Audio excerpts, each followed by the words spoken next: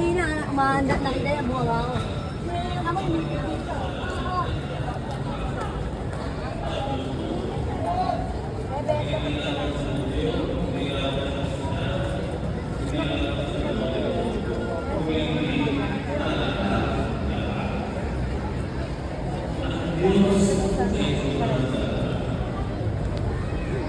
Ang ating pananampalatayang Katoliko dapat po ang panahon ng pananaw natin hindi makita.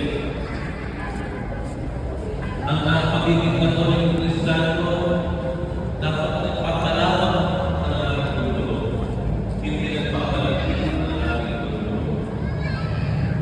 Kailangan ang pangunawa natin hindi lang sa kapwa Katoliko. Ang pangunawa natin kahit sa mga ibang relihiyon na nahihil sa mga ibang debate. Kailangan ang pangunawa natin ng para sa kanila. Ang ipinaglalasas natin hindi lang tayo-tayo na natin sa simbahan. Ipaglasas po natin yung ibang mga lahi, yung ibang bansa na nagkakaroon ng katutong, nagkakaroon ng mga disgrasya, nagkakaroon ng pigmaan, ipagdasal natin. Kung tama o tupa ang ating paniniwala, makikita niyo po yan sa inyong sarili.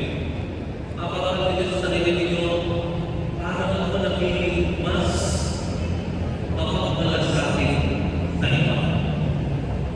Kapag tumpang po ang ating pananampalataya, mapapansin mo, lumalaki ang mundo. Lumuluwag ang mundo.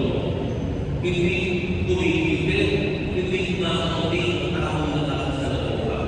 Kung hindi mas marami ang nakikilala, mas bukas na sa pangyayari, bukas na sa iba't ibang opinyon, bukas na sa iba't ibang mga paniniwala. Yan ang ilang palatandaan na ikaw ay mayroong maayos at tamang pananampalataya sa ating Diyos. Ano yung natin ang ating sarili? Ano nga ba ang gusto natin? Kumikitin ba ang ating paniniwala?